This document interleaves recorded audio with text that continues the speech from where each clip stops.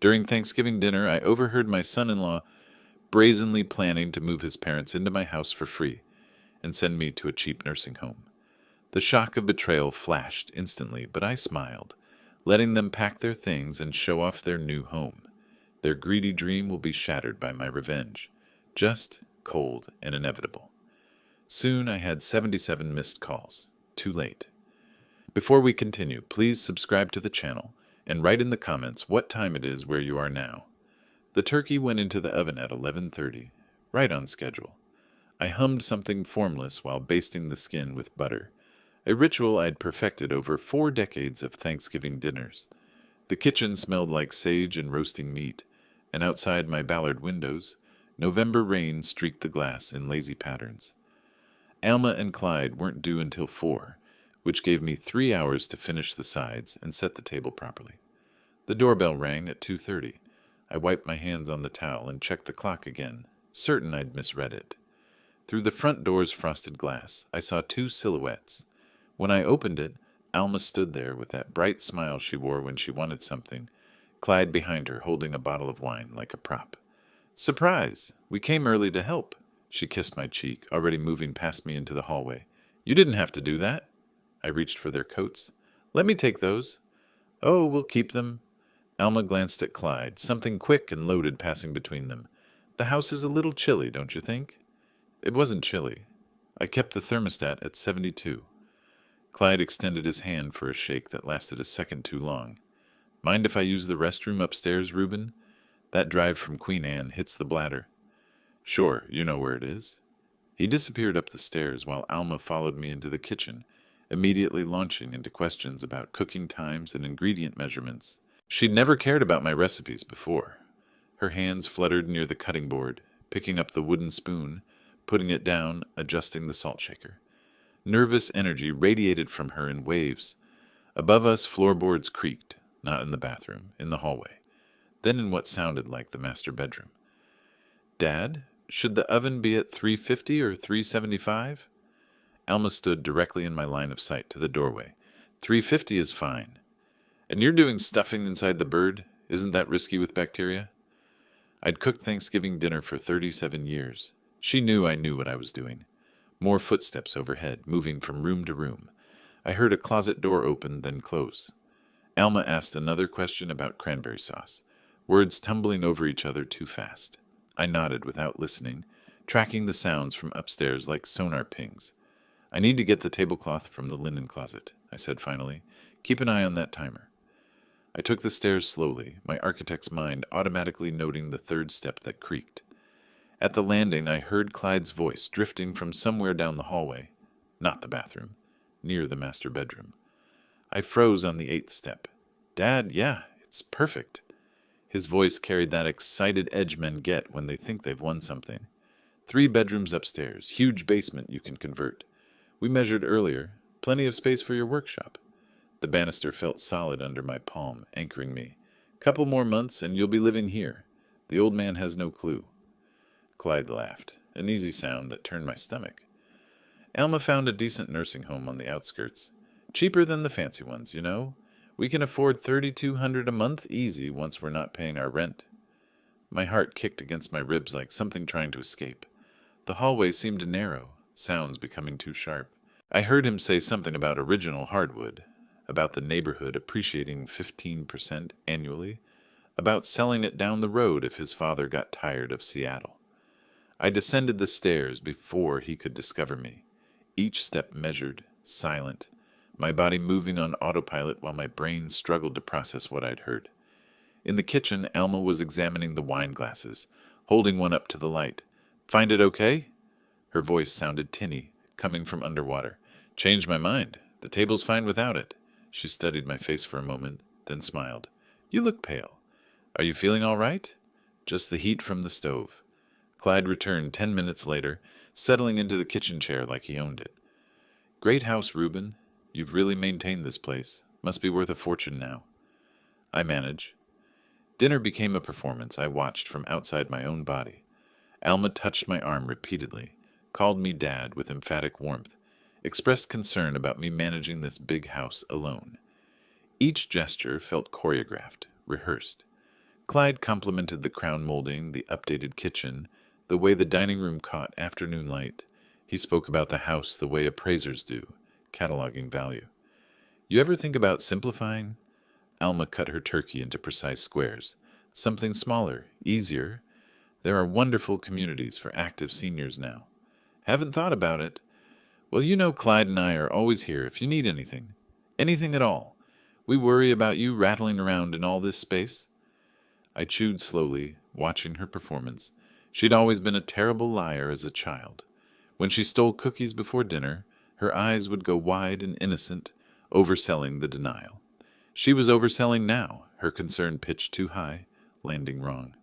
They left at 7, Alma hugging me longer than necessary. Love you, Dad. Call me if you need anything. We're here for you. The door closed behind them. I stood in the hallway listening to their car start, pull away, disappear into the rain-soaked evening. Then I walked through each room they'd examined, seeing it through their eyes. The living room with furniture they'd already mentally replaced. The master bedroom they'd converted into his father's space. The basement they'd claimed for a workshop. I sat at the dining table surrounded by dishes and half-empty wine glasses. The turkey carcass looked like something archaeological, stripped and abandoned. Outside, darkness pressed against the windows. I didn't sleep that night. Couldn't. Every time I closed my eyes, I heard Clyde's voice saying, "The old man has no clue," and Alma's laugh in the background, agreeing. Morning light found me at the kitchen table, still wearing yesterday's clothes, a mug of coffee gone cold between my hands. I'd watched night fade through the window like a slow exposure photograph, my mind cycling through disbelief, hurt, rage, and finally arriving somewhere colder, clearer. On the shelf above the sink, a framed photo showed Alma at 8, gap-toothed and grinning, holding up a drawing she'd made of our house. I remembered that day, remembered everything, raising her alone after Marie died, working double shifts at the firm while neighbors watched her after school, paying for Berkeley, the down payment on her first car, co-signing her apartment lease when her credit wasn't established. My chest felt tight, but my hands had stopped shaking somewhere around dawn. The phone rang Friday afternoon. Alma's name lit up the screen. "Hey, Dad, just checking in. You sounded tired yesterday at Thanksgiving." "I'm fine. Are the stairs getting difficult? I noticed you were moving slower." I hadn't been moving slower. "They're fine, too." "Well, I was just thinking about you in that big house. Let me know if you ever want to talk about options, okay? Love you." She called again Sunday evening. "Dad, I was talking to Clyde about retirement communities. They're not like they used to be. Really nice amenities. Gyms, activities, medical staff on site. Some people your age really thrive in that environment." "Haven't given it thought. Just want you to be safe, that's all. That house has so many stairs." Tuesday's call mentioned a friend whose father moved to assisted living and loved it. Each conversation followed the same script, the same gentle pressure disguised as concern. I responded with variations of "I'm managing" and "I'll consider it," giving nothing away. They were laying groundwork, preparing me to accept the inevitable, making me believe it was my own idea. I didn't use the computer at home. Instead, I drove to the public library on Market Street, found a quiet corner terminal, and spent 3 days researching Washington state property law. Page after page of statutes and case precedents filled my notebook in architect's handwriting, precise and measured. Sole ownership meant complete authority. No cosigners, no joint tenancy, no claims from adult children. The house was mine, purchased in 1987, mortgage paid off in 2009, title clear. I could sell it tomorrow if I wanted. Didn't need permission, didn't need to inform anyone. I learned about quick sales and cash buyers, market conditions in Ballard showing median prices at $840,000 for comparable properties. 3-bedroom craftsman homes with updated kitchens move fast, sometimes in days. The market favored sellers. On Thursday, I made an appointment with an attorney. David Rothstein found through the Bar Association directory, no personal connections, no one who knew my family. His office occupied the 14th floor of a downtown building, all glass and polished wood. "Mr. Perkins?" He shook my hand, gestured to a leather chair. Mid-50s, silver hair, eyes that had seen every variety of family dispute. You mentioned property questions on the phone. I opened my notebook, turned to the page where I'd written my questions. My house is in my name only. Can I sell it without informing my daughter? Is she a co-owner? No. Then yes, absolutely. You have complete legal authority. He leaned back, fingers steepled. Adult children have no claim on a parent's property unless they're on the title. How quickly could a sale happen? With the right buyer? Market evaluation takes a week. Finding a buyer? 2 to 4 weeks, depending on price point and condition. Closing typically 30 to 45 days. Faster with cash buyers. I wrote this down, drawing arrows between timeline points. If someone is living in the house when I sell, what's the eviction process? His eyebrows rose slightly. Even non-paying occupants require 30-day written notice in Washington. After that, if they haven't vacated, you file for unlawful detainer. But if you sell before anyone moves in, it's the new owner's property. Much cleaner. Can they stop the sale? Object somehow. Not if they have no legal interest in the property. They can be unhappy about it, but unhappy isn't a legal standing. I asked 6 more questions, each one specific, technical, stripping emotion from the equation. This was blueprint work now, specification and sequence. He answered everything precisely, occasionally referencing statute numbers I copied into my notebook. Back home, I cleared the dining room table and spread out graph paper, the kind I used for preliminary sketches. At the top, I wrote Project Timeline in capital letters. Then I began drafting. Phase 1. Play the victim. Appear to weaken. Let them believe their campaign is working. Duration 2 weeks. Phase 2. Legal preparation. Stealth mode. Get market evaluation, find buyer, prepare documentation. Duration 3 to 4 weeks. Phase 3. Execute sale. Sign papers, accept payment, transfer title. Duration 1 week. Phase 4. Inform them the day before closing. 30-day notice to vacate. Duration instantaneous. Phase 5. Vanish. New city, new start. Let them scramble. Duration permanent. I drew boxes around each phase, connected them with arrows showing dependencies and critical path, added notes about potential complications and mitigation strategies, checked and rechecked the timeline against legal requirements, market conditions, seasonal factors. The plan took shape like a building rising from foundation to frame to finished structure. Solid, precise, no weak points. They wanted me erased, warehoused, forgotten in some budget nursing home while they lived in the house I built a life in. Wanted to strip me of dignity and independence like I was already dead, just taking up space. Instead, I'd erase their dream. Let them taste that nursing home budget when they were scrambling for rent money. Their fantasy house sold out from under their grasping hands. I sat back, studying the blueprint of my revenge. Every angle covered, every timing calculated, every legal requirement satisfied. It was elegant in its simplicity, brutal in its efficiency. Outside, December rain started falling, tapping against the windows like applause. I folded the graph paper carefully, locked it in my desk drawer, and went to make fresh coffee. This time, I'd drink it hot. 2 weeks before Christmas, I started arranging the stage. Mail piled strategically on the kitchen counter. A few envelopes opened, most not. Christmas decorations stayed in their boxes in the basement except for a single strand of lights I half-heartedly draped across the mantel. The tree I'd put up every year since Alma was born stayed in storage. When I looked at my handiwork, I saw exactly what I wanted them to see. A man overwhelmed, slipping, losing his grip. Christmas Day, they arrived at 2. I made sure to be halfway up the stairs when the doorbell rang, moving slowly, gripping the banister. Dad let me get that. Alma rushed past me, concern painted thick across her face. At dinner, I paused mid-sentence while describing the roast. Let my eyes unfocus for a moment. What was I saying? The roast, Dad. You were talking about the cooking time. Right. The roast. I touched my lower back when I stood to clear plates, released a small sigh that carried across the quiet dining room. During coffee, I mentioned the furnace. Made this rattling noise last week.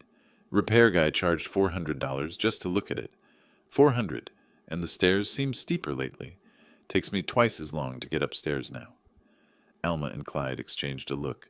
Quick, loaded. triumphant. I caught it through my peripheral vision while stirring sugar into my cup. After dessert, Clyde leaned back in his chair with practiced casualness. Reuben, Alma, and I have been thinking.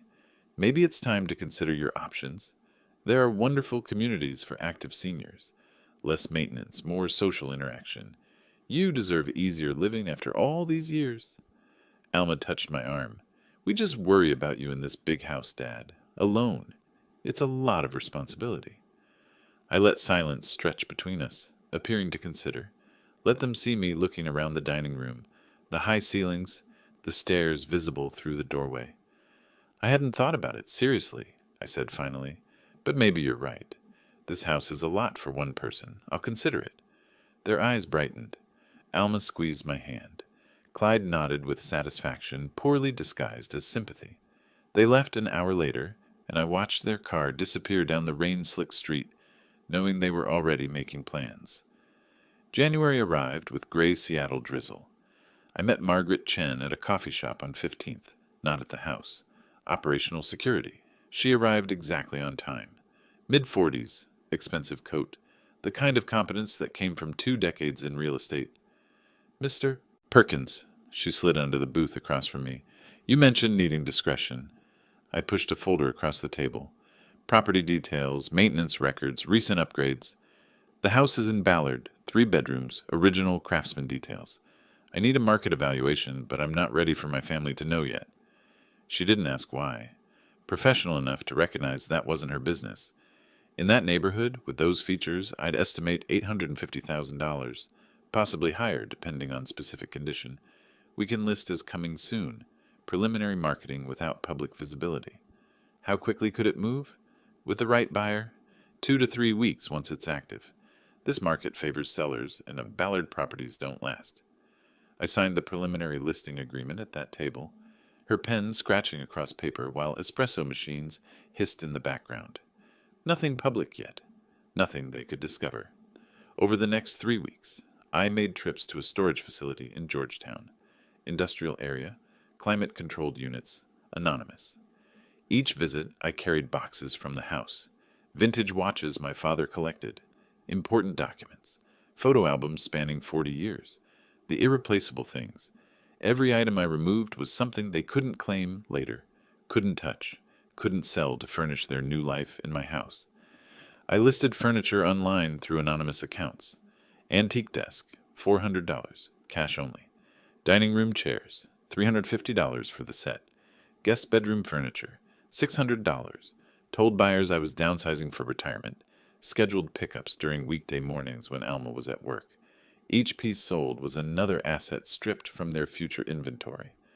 Late January, I returned to David Rothstein's office with the sale documents Margaret prepared. He reviewed them across his desk, reading glasses perched on his nose, occasionally making notes in the margins. Everything's solid, he said finally. As sole owner, you control the entire process. Once you sell, they have 30 days maximum to vacate if they're living there. They cannot stop the sale, cannot sue successfully for emotional damages or claims of promises made. You're completely protected. What if they try? Try what? Filing an objection? They have no legal standing. Being unhappy isn't grounds for a lawsuit. Even if they attempted it, they'd lose immediately and likely owe you legal fees. He looked at me over his glasses. Mr. Perkins, you have all the power here. The law is entirely on your side. I left his office with the sun breaking through January clouds, the documents tucked securely in my briefcase. Every step verified, every angle covered, every legal requirement satisfied. Back home, I walked through rooms that looked subtly different now, spaces where furniture used to stand, empty shelves where my father's watch collection once sat. The house felt lighter, stripped of weight, ready for what came next. I made dinner, chicken and rice, simple, efficient. Ate at the kitchen table where I'd drafted my revenge plan 6 weeks earlier. Outside, darkness settled across Ballard, lights coming on in neighboring houses where families lived their uncomplicated lives. My phone buzzed, Alma's name on the screen. Hey, Dad, just checking in. How are you feeling? Tired, I said, but managing. Listen, I have something I want to show you. Can I stop by tomorrow morning? Sure. After she hung up, I sat holding the phone, knowing exactly what came next. The facility brochure. The final push. Right on schedule. The brochure sat on my kitchen table like a stage prop. Glossy paper, cheerful photos of silver-haired people playing cards and doing Tai Chi. Sunset Gardens Senior Living Community, in tasteful gold lettering. Price printed bold at the bottom.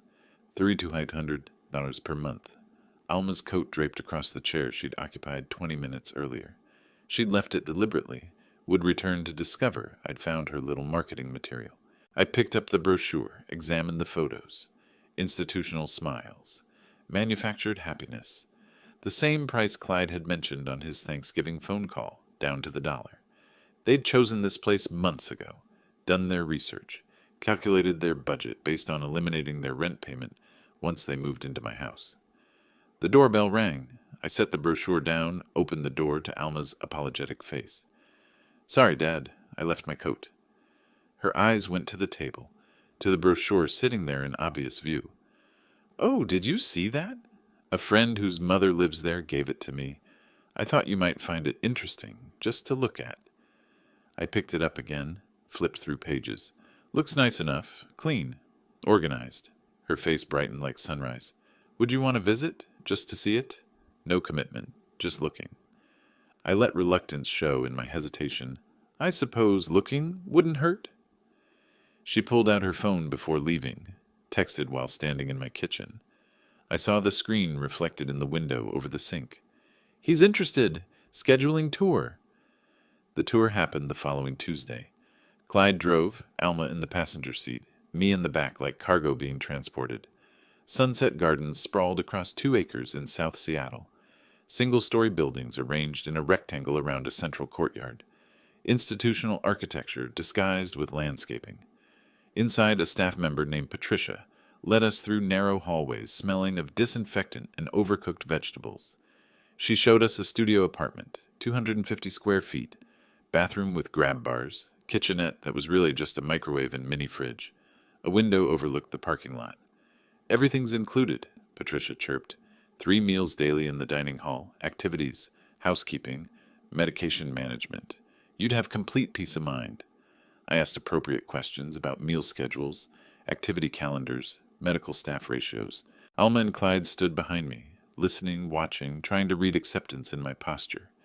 In the common room, residents sat in arranged chairs facing a television, playing a game show at high volume. An elderly woman with clouded eyes leaned close when Patricia turned away. Don't come here unless you have no choice. Her whisper barely reached me. They control everything. When you eat, sleep, even when family can visit, you lose yourself. I nodded almost imperceptibly, kept my expression neutral. Patricia returned, guiding us toward the dining hall where lunch service was underway.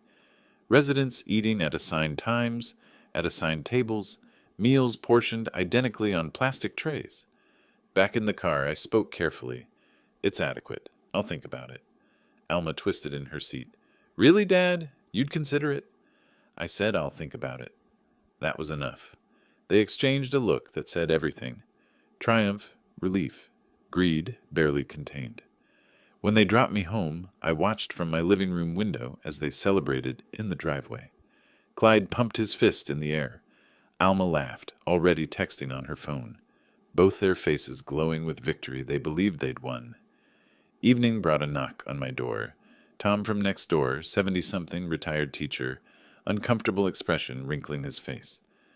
Reuben, something odd happened Tuesday. I saw your son-in-law here with an older couple. They had keys, went inside when you were out. I almost called you, but thought maybe you knew.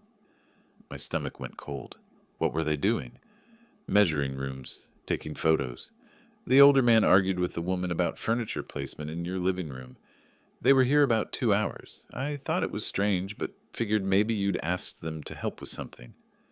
I thanked him, kept my voice level, asked him to call if he saw them again. After he left, I checked the kitchen drawer where I kept my spare key. Still there. But I remembered Clyde asking to borrow it last spring, said he needed it for a hypothetical emergency. He'd returned it within a week, plenty of time to make a copy. I walked through the house, seeing it differently now.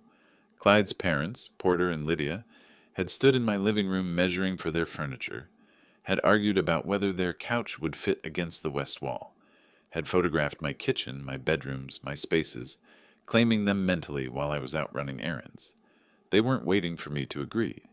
They were counting days until they could move in, had already divided my house among themselves, assigned rooms, planned layouts. I was already gone in their minds, warehoused in that institutional building with its grab bars and medication management and controlled visiting hours.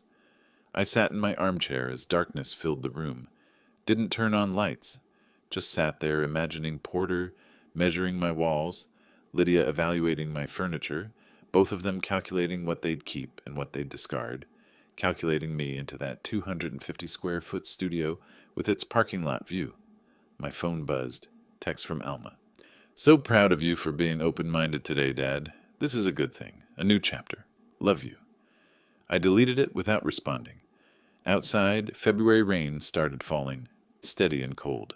In the darkness, I smiled. Let them taste victory. Let them think they'd won. Another few weeks and they'd learn exactly what they'd lost. I called Alma on a Tuesday morning, let my voice carry the weariness I'd been performing for months. I've been thinking about Sunset Gardens. I've decided to do it. Silence stretched across the line for 3 heartbeats. Then her voice came rushing back, pitched higher than natural. Dad, are you sure? We want what's best for you. The falseness rang clear as a cracked bell. I'd heard genuine concern in her voice when she was 8, and I'd fallen off a ladder fixing the roof. This wasn't that. You were right, I said. House is too much. Time to simplify. Oh, Dad. She sounded like she might cry from relief or guilt or triumph. Hard to tell which. Let's meet for lunch tomorrow. We can discuss logistics. Clyde will want to be there too. After hanging up, I sat in my living room, looking at the empty spaces where furniture used to stand, where my father's watch collection once lived behind glass. The house felt lighter now, stripped of everything that mattered. Ready. I allowed myself a brief smile. The restaurant was neutral territory, one of those chain places with predictable menus and booth seating. Alma and Clyde arrived 10 minutes early, already seated when I got there. A folder sat on the table between them, too organized for casual discussion. Clyde stood to shake my hand, his grip lasting a fraction too long. Reuben, Alma told me about your decision. Really glad you're prioritizing your well-being. We ordered. Small talk about weather and traffic filled the space while we waited for food. Then Clyde opened the folder with theatrical precision. So, we've been thinking. He pulled out a document, multiple pages, official-looking. While you're settling into Sunset Gardens, Alma and I could stay at the house, maintain it, handle any repairs that come up. We drafted this simple agreement, just temporary, to make everything official. I took the document, read slowly. Temporary residence agreement, across the top in bold letters. Language about maintenance responsibilities, utility payments, duration, until permanent arrangements are finalized. Impressive formatting. Clyde's cheap lawyer had done competent cosmetic work on a legally meaningless piece of paper. What about the house long term? I asked. Alma reached across the table, touched my hand. We can figure that out later, Dad.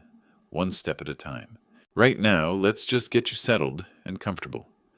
I read the agreement again, running my finger along the text like I was studying it carefully. Asked a few minor questions about utility payments and lawn maintenance. Finally, I pulled out my pen. My hand trembled slightly as I signed. Calculated tremor suggesting emotional difficulty rather than strategic manipulation. Handed the pen back to Clyde, who couldn't quite hide the satisfied curve of his mouth. That would really help, I said quietly. I was worried about leaving it empty. You're both so thoughtful. Thank you. Across town, in a cramped 2-bedroom apartment Porter and Lydia had rented for 12 years, different conversations were happening. Porter sat at their kitchen table with a legal pad making lists. First thing, we rip out that old carpet in the living room, he told Lydia. Hardwood underneath probably needs refinishing, but it'll look incredible. Lydia was on the phone with a friend, voice bright with excitement. Yes, finally. Clyde came through. Beautiful house in Ballard. You know that neighborhood, right? We're moving in April. After all these years, we finally have a real place. Porter wrote numbers in the margins of his pad. Once things settle, we take a home equity line. 20, 30,000, new kitchen, updated bathrooms. Property will be worth $1 million when we're done. They didn't realize they'd never own the property, would never have equity to borrow against. We're planning renovations to a house they'd occupy for exactly 10 days. I met Margaret Chen at the same coffee shop we'd used before. She arrived with a leather portfolio, ordered an espresso, got straight to business. I have buyers, she said, sliding papers across the table. Young couple, both software engineers.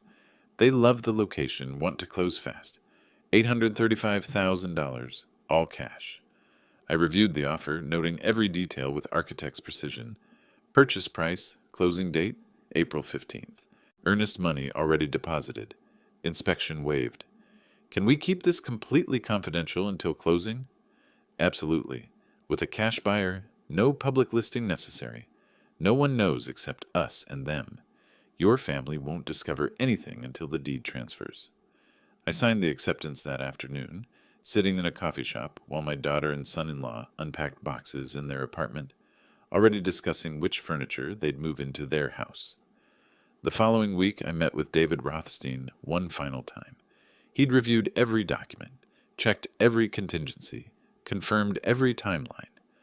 Once the sale closes April 15th, you serve them notice, he said, laying out the sequence like battle plans.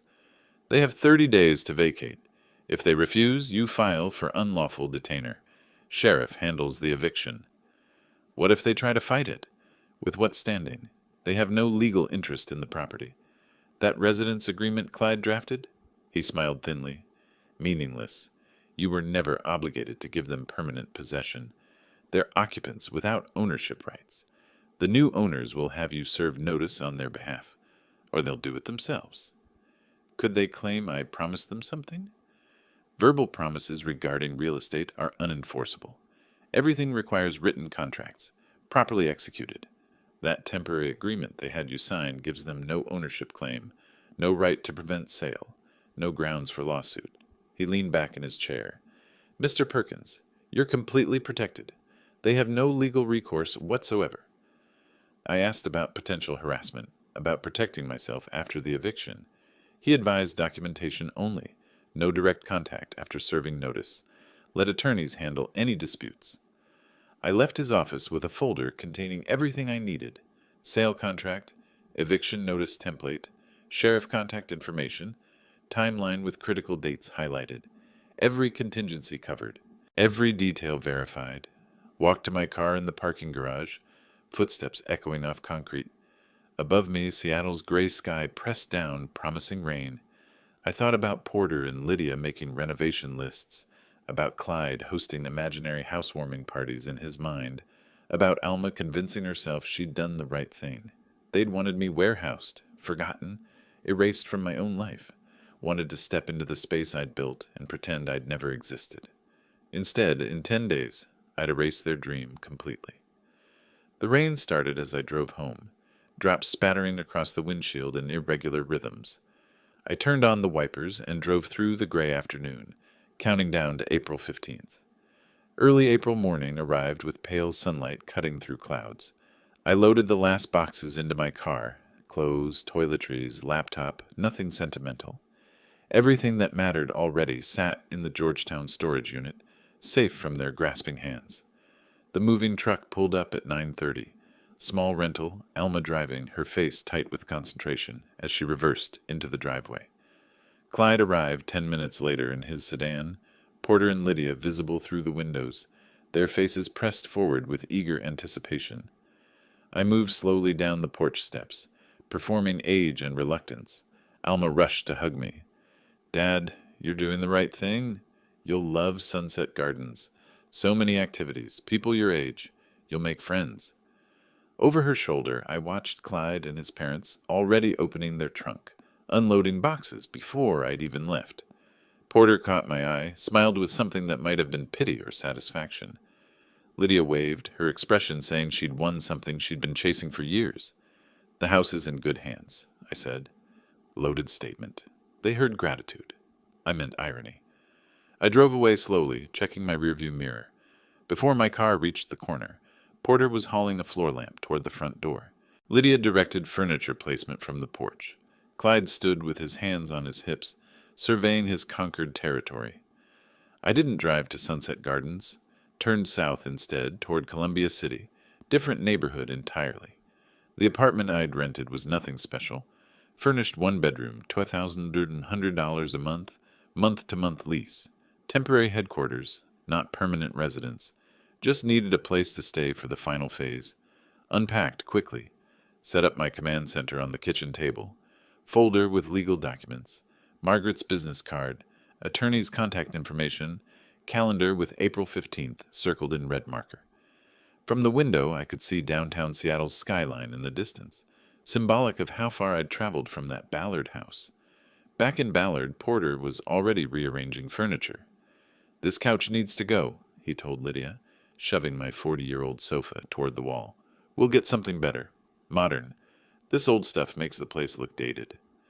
Lydia was in the kitchen, removing the photos I'd left on the mantel. My graduation from architecture school. Alma at 8, holding her first-place science fair ribbon. Marie and me on our wedding day.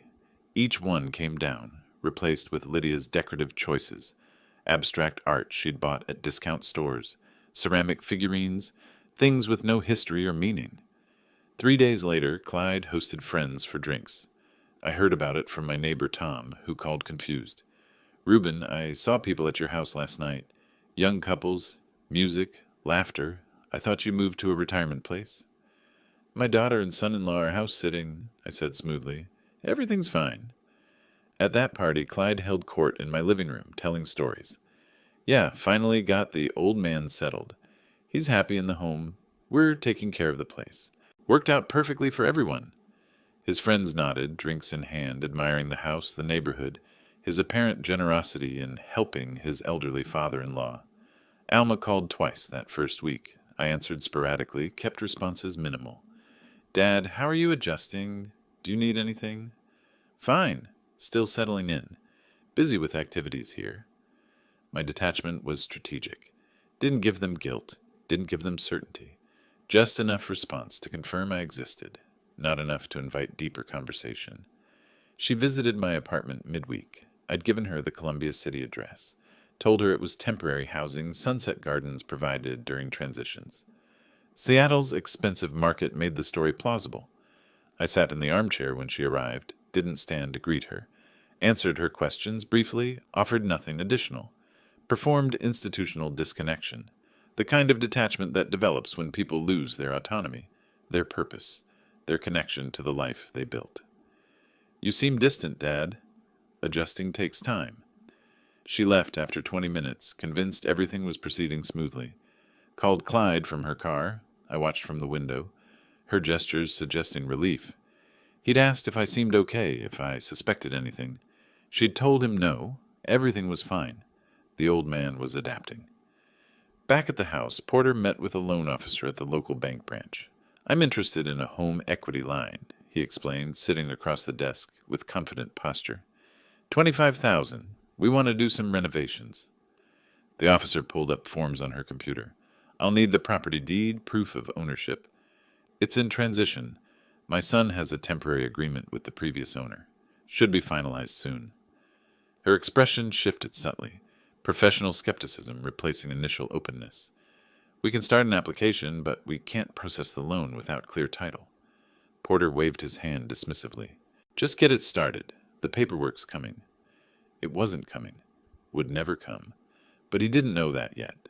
Lydia spent afternoons shopping for renovations she'd never complete, visited home improvement stores, collected samples of granite countertops, researched appliance packages that cost more than they'd spent on furniture in their entire marriage. "We can finance everything," she told Porter that evening, spreading brochures across the kitchen table in my house. "Once the equity line comes through, we'll make this place incredible." They were spending money they didn't have on a house they'd never own, counting days in a future that would never arrive. I sat in my Columbia City apartment as evening darkened the windows, folder open on the table before me. April 15th circled in red. 5 days away now. 5 days until the sale closed, the deed transferred, the new owners took possession. 5 days until I served them notice, and watched their fantasy collapse into eviction and scrambling, and the sudden understanding that they'd lost everything while believing they'd won. Outside, rain started falling again, Seattle's perpetual rhythm. I made coffee, stood at the window watching the city lights blur through water, streaming down glass. They were in my house right now, celebrating. Porter probably discussing renovation timelines. Lydia rearranging my kitchen cabinets.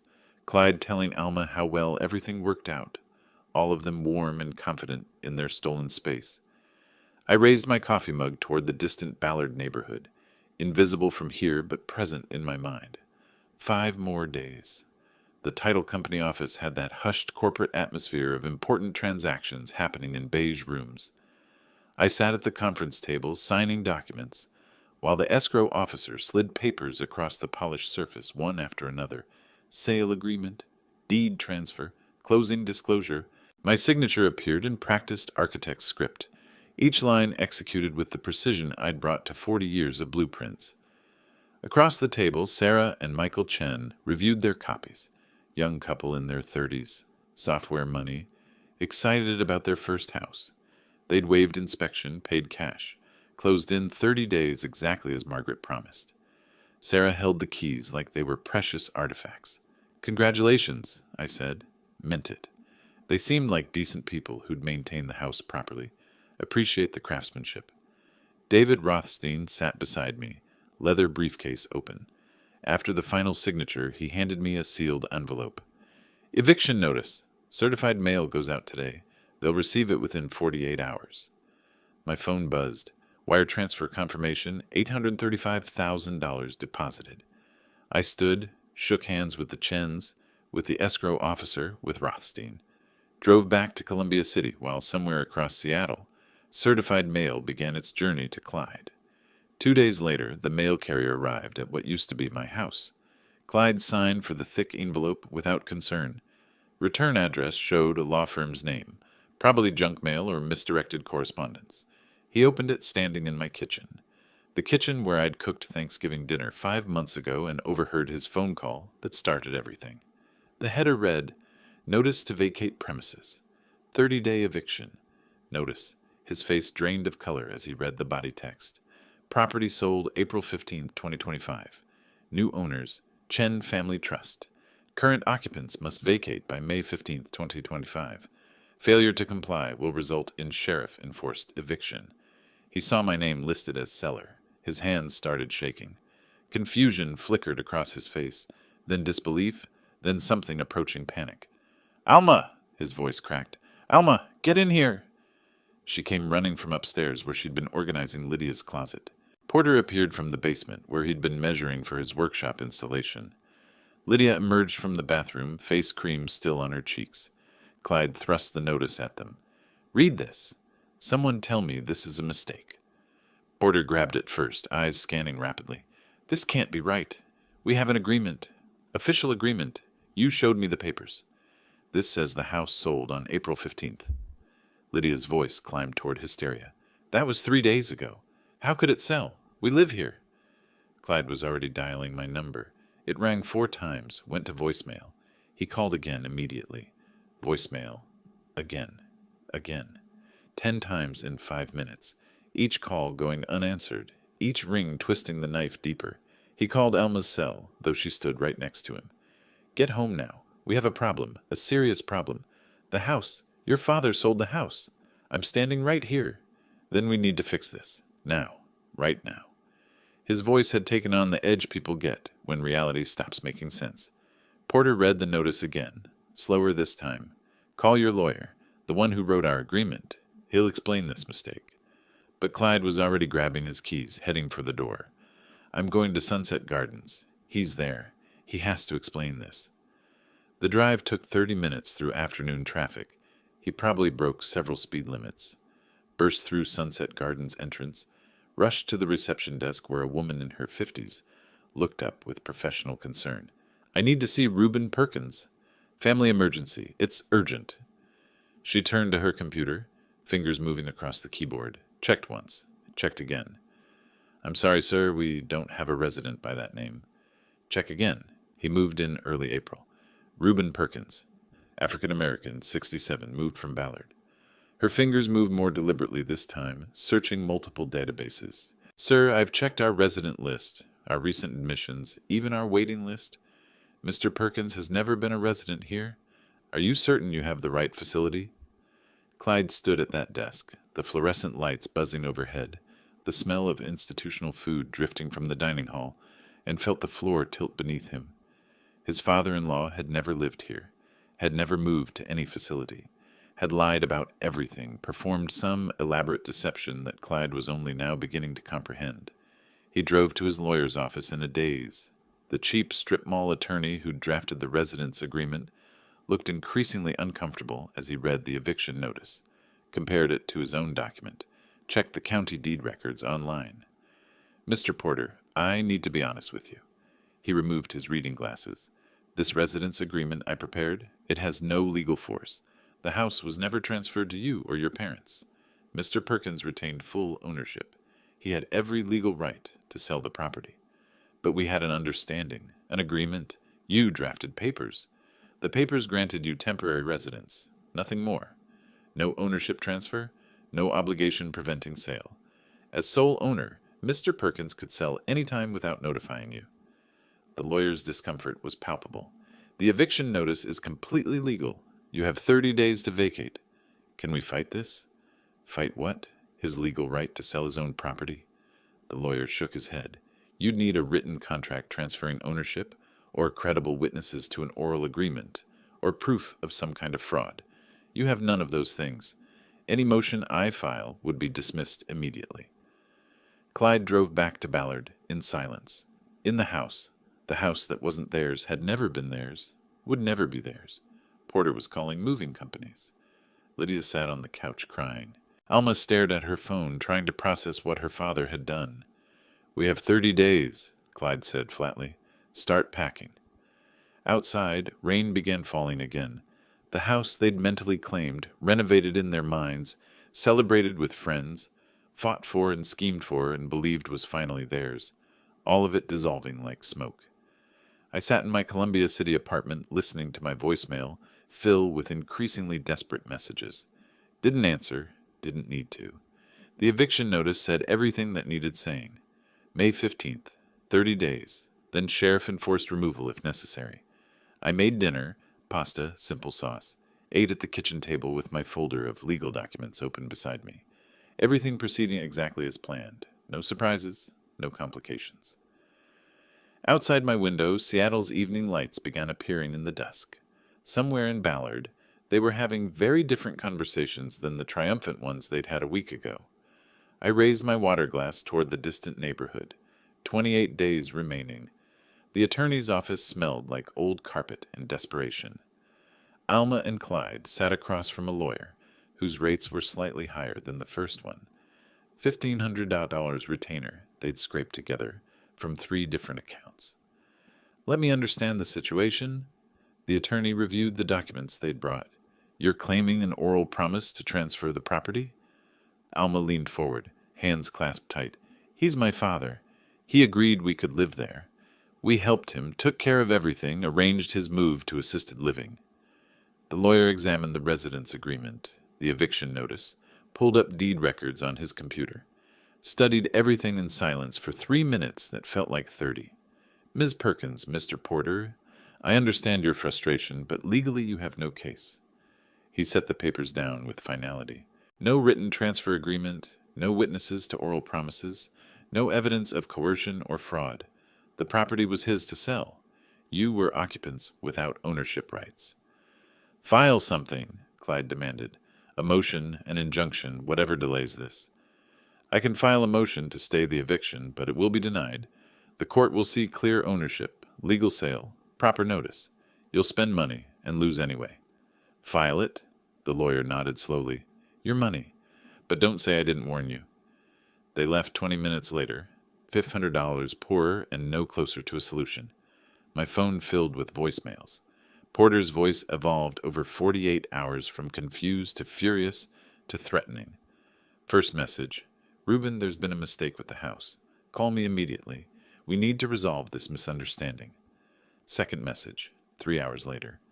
Call me back. This is urgent. We have an official agreement. Third message next morning. How dare you? After everything we did for you, we had a deal. Fourth message, afternoon. You backstabbing old fool. You think you can treat people this way? Fifth message, evening. You'll regret this. You hear me? You'll pay for what you've done. I listened to each voicemail through my phone's speaker, expression unchanged, made notes about the specific threats, saved every message with timestamps, considered filing for a restraining order, decided it was unnecessary. They'd be out in 30 days regardless. Alma called 20 times a day. I answered occasionally, timing calculated to maximize her uncertainty. When I finally picked up on day 3, her voice came through broken with crying. Dad, how could you? How could you do this to us? I sold my property, I said. Cold, factual. That's my legal right. But where will we go? We gave up our apartment. Porter and Lydia have nowhere. Dad, please, we're family. You should have considered that before planning to warehouse me in a cheap nursing home. Silence. Then barely audible. What are you talking about? Thanksgiving. I heard Clyde on the phone. Every word. The nursing home on the outskirts. The cheaper one, how the old man had no clue. Your plan to move his parents into my house while you put me in a facility for $3,200 a month. The silence stretched longer this time. When she spoke again, her voice was whisper-thin. You knew? The whole time, you knew? Every single day, I watched you perform concerned daughter while planning to dispose of me like furniture you didn't want anymore. Dad, I hung up, set the phone down. Didn't pick it up again when she called back 17 more times that afternoon. Porter and Lydia discovered their old apartment had been re-rented. The landlord was apologetic, but firm. I'm sorry, Mr. Porter, but you gave notice in March. I rented your unit 6 weeks ago. The new tenants have a lease. They spent a week searching for affordable housing. Everything in their previous range, up $800 to $2,000 monthly, had wait lists or required deposits they couldn't afford. Finally found something available immediately. $2,800 a month in a worse neighborhood, smaller square footage, worn carpet, aging appliances. Porter's savings account drained rapidly.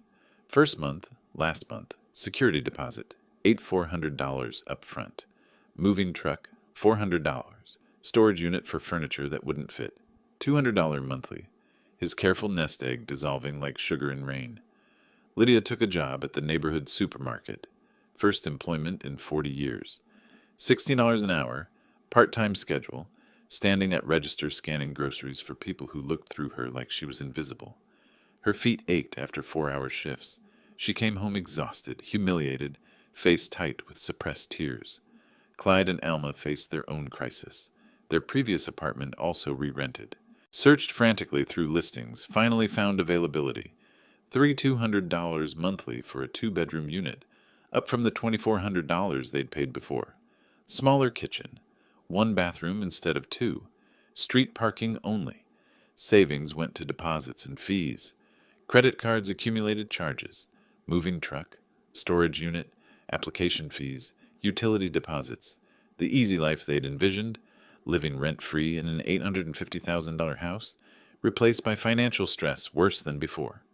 Clyde tried finding me, drove to the Columbia City apartment, buzzed repeatedly. No answer. Waited outside for 3 hours, watching the entrance. I never appeared, didn't live there anymore. Was staying with Tom temporarily, my old neighbor from Ballard, who'd helped without asking uncomfortable questions. The building manager told Clyde what I'd instructed him to say. Privacy laws prevent me from confirming or denying residence. Clyde returned to the Ballard house, defeated. Started packing boxes. Porter worked beside him in grim silence, their renovation dreams buried under layers of newspaper and tape. The lawyer called a week later with expected news.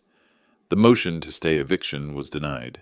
Judge reviewed the case, said it was clearly without merit. You still have to vacate by May 15th. They'd spent $1,500 to learn what the first lawyer told them for free. They had no case, no leverage, no options. I stayed in Tom's guest room, monitoring my phone on silent mode, watched the voicemails accumulate, the missed calls pile up. Didn't respond. Nothing left to say. The eviction notice contained all necessary communication. Tom brought me coffee one morning, sat across from me at his kitchen table. "You really played them perfectly." "They played themselves," I said. "I just stopped being their victim." Through his window, I could see my old house 3 doors down. Moving trucks came and went. Boxes piled on the curb. Porter and Lydia loading furniture. Clyde directing traffic with the defeated posture of someone who'd lost everything. May 15th approached like weather you could feel in your bones. Inevitable. Unstoppable.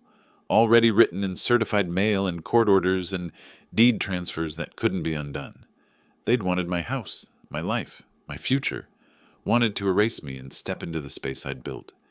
Instead, they got 30 days in a borrowed house, scrambling for apartments they couldn't afford, returning to financial stress worse than before, learning exactly what it felt like to lose everything you'd counted on. I watched them pack through Tom's window, felt nothing but cold satisfaction that the plan had worked exactly as designed. 11 days until eviction. Then they'd be gone completely, and I could move on to whatever came next. June arrived with bills spread across Alma's kitchen table like accusatory evidence. Rent, $3,200. Utilities, $308. Credit cards, minimum payments totaling $650. Car payments on the Lexus and Clyde's sedan, $890 combined. The numbers didn't work no matter how many times she rearranged them. Clyde came home from work, saw her hunched over the calculator, knew what conversation was coming. "We're selling the Lexus," he said before she could speak. "Can't afford both car payments plus this rent." "That's my car. My father helped me buy it." His laugh came out bitter. "Your father is exactly why we're in this position. The car goes. End of discussion." Within a week, the Lexus sold for $23,000. Money that felt substantial until they applied it against credit card debt from the move, first month's storage unit fees, deposits they'd never see again. Their planned summer vacation to California canceled, every luxury stripped away, every comfort reduced to survival calculation. Across town, Porter sat at a computer, scrolling through job listings. Retail associate, warehouse worker, customer service representative. Entry-level positions he'd have laughed at 5 months ago. He submitted applications methodically. 30 years selling cars, management experience, solid sales record. His resume looked impressive until you noticed the dates, calculated his age, realized he was 64 and fighting against unspoken discrimination. Callbacks came rarely. One interview at a hardware store, manager half his age reviewing his application with barely concealed skepticism. "We're looking for someone with more recent experience in retail.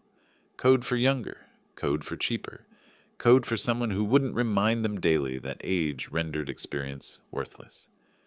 Porter drove home in silence, pride shattered into pieces too small to reassemble. Told Lydia that evening, voice flat with defeat. 30 years I sold cars, made decent money, provided for us. Now I can't get hired at a gas station.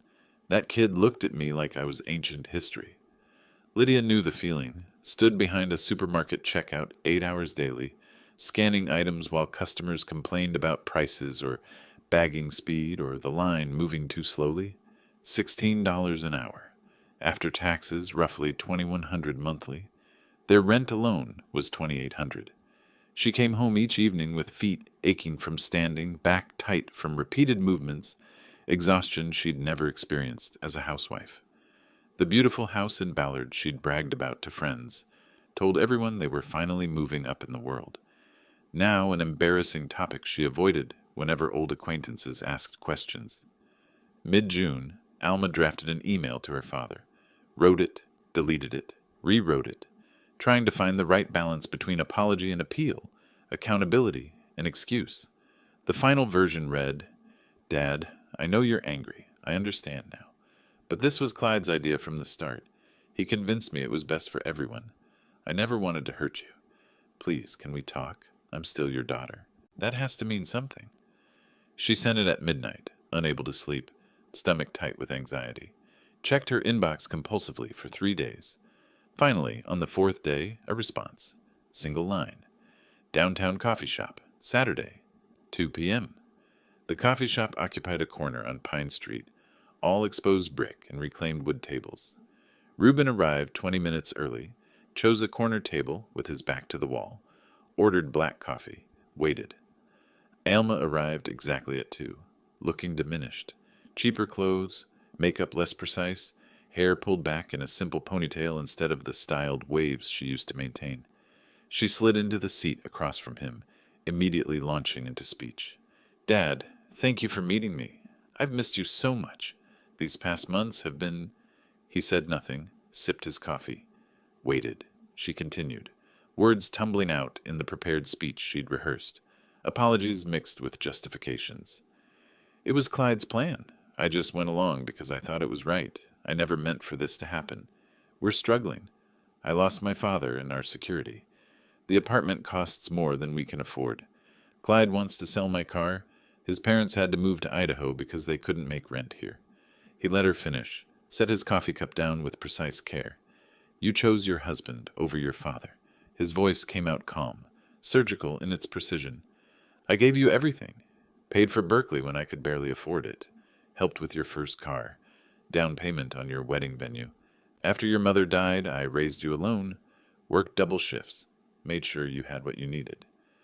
"Dad, I know, but—" "And you repaid that by planning to warehouse me in the cheapest facility you could find while you took my home. You measured rooms for furniture. Clyde's parents toured my house like they already owned it. You discussed which nursing home would be most affordable on your budget." Alma's eyes filled with tears. "I'm sorry. I was so wrong. But we're family. Please help us." "I heard every word Clyde said on Thanksgiving. I knew your entire plan. I watched you perform concern while planning my disposal. I simply protected myself. But Dad—" He stood, placed a $5 bill on the table for the coffee. "We were family. You ended that when you decided I was disposable. Learn to live with your choices." He walked out while she sat crying at the corner table, the $5 bill between them like a severance payment. Outside, summer sun warmed the sidewalk. He walked to his car without looking back, drove toward the apartment that was temporary but sufficient, felt nothing but finality. The consequences they were experiencing weren't his revenge. They were the natural result of their own greed, colliding with reality. He'd simply refused to be their victim. Behind him in the coffee shop, Alma sat at the table, long after her tears stopped, staring at the $5 bill, understanding finally that some choices couldn't be undone, some betrayals couldn't be forgiven, some relationships couldn't survive what hers had done. The real estate agent handed me keys across the closing table with a professional smile. "Congratulations, Mr. Perkins. Beautiful choice. You'll love this neighborhood. Fremont condo, 1 bedroom, 850 square feet. Modern construction, 9th floor, balcony facing west toward Lake Union. $420,000. Exactly half what the house sold for, leaving me $400,000 plus retirement accounts. Financial security restored on my own terms." I drove directly to the condo, let myself in, walked through empty rooms that echoed with possibility rather than loss. The balcony became my first stop. Lake Union stretched below, sailboats cutting white trails across blue water, downtown skyline visible in the distance. Smaller than the house, drastically smaller, but it felt right-sized instead of empty. Moving in took a week. Minimal furniture, purchased new. Fresh start, not recreation of the past. I retrieved items from the Georgetown storage unit selectively. Photo albums with recent pictures of Alma removed, important documents, my father's watch collection, a few pieces that meant something beyond monetary value. Set up a small home office with my old drafting table. Considered part-time architectural consulting. Everything deliberate, chosen, mine. Not inherited, not shared, not threatened. Saturday morning, 2 weeks after moving in, I walked to the local farmers market. Fremont had that neighborhood feel, walkable, community-oriented, different from Ballard's residential isolation. I was ordering coffee from a vendor when someone called my name. "Reuben, I didn't know you were in this area now." Tom, my old neighbor, holding a bag of vegetables. We found a table at the edge of the market, sat with our coffees while shoppers streamed past. "How are you doing?" he asked. "We've missed you in the old neighborhood." "I'm well, Tom. Needed a change and simpler space." He nodded, studied his coffee cup, clearly weighing whether to share something. Finally, I hate to mention it, but I heard through the neighborhood grapevine, your daughter and her husband are having difficulties. Financial stress, apparently. Talk of separation.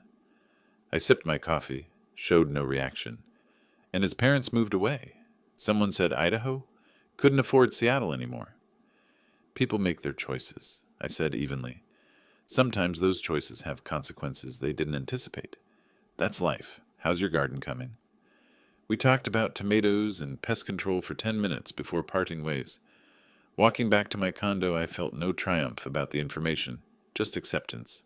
They'd chosen their path. Were living with the results. That evening, I checked the old phone, the one I'd given the family, kept charged but silenced. Hadn't looked at it in weeks. The notification light blinked. New email. From Alma. Dad, I know you probably won't respond. Maybe you won't even read this, but I have to try one more time.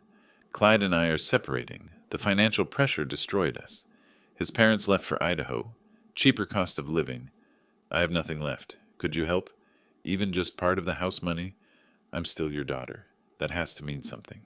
Please. Alma. The phone log showed 77 missed calls. Months of accumulation. Desperation building like pressure behind a dam. I read the message twice. No anger, no satisfaction, no guilt.